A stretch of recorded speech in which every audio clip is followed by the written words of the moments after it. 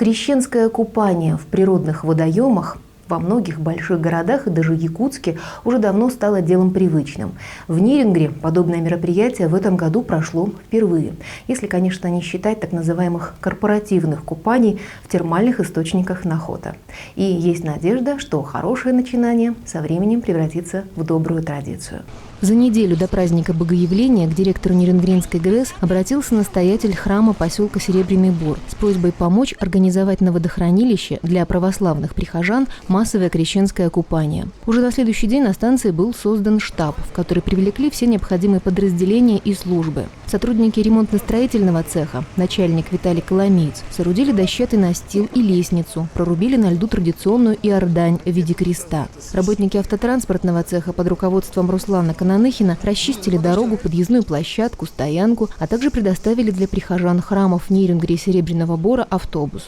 Изначально все запланированные работы были согласованы с МЧС и медслужбами, а за самим купанием на Святое Крещение следили, а кто-то и принимал непосредственное участие, все спасательные службы. Серебряноборская больница прислала машину скорой помощи. Кроме того, здесь дежурили представители здравпункта станции, врач Сергей Гусев и фельдшер Лариса Пак. За безопасностью следили сотрудники МЧС Нерингре, в том числе полковник Алексей Олейник. Они же предоставили палатки с печками и средства спасения. И, между прочим, пообещали, что в следующем году палатки будут 30-местными, так что поместятся все. А надо полагать, что если нынче при минимуме рекламы желающих купаться было немало, то в 2008-м, когда мероприятие станет общедоступным, их будет на порядок больше.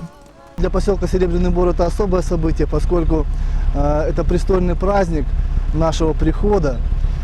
И хотелось бы выразить благодарность руководству Нерингринской ГРЭС, лично Олегу Владимировичу Тарасову за организацию, собственно говоря, всего этого праздника.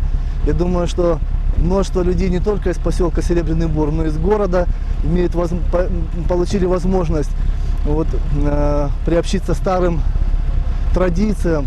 Также на водохранилище в этот день приехали руководители подразделений и цехов Нерингринской ГРЭС, глава поселка Владимир Малышев. Освящение воды провел настоятель поселковой церкви протоиерей Евгений Жиляк. Он же открыл купальный сезон. За ним последовали сначала почему-то мужчины, а вторым эшелоном женщины и даже дети. Сотрудники малого предприятия «Электроплюс», директор Любовь Шафикова, которые занимаются организацией питания на станции, накрыли столы, поставили самовары и предлагали всем искупавшимся горячего чаю для согрева. Впрочем, с погодой на крещение повезло. Тихо, безветренно, туман над водой, слабый мороз. Но это все же мороз. Ведь в европейской части России люди купались зачастую при плюсовой температуре и даже под зонтами. Тем памятнее будет для всех, впервые искупавшихся в ледовой купели водохранилища, что произошло это не где-нибудь, а на суровой якутской земле.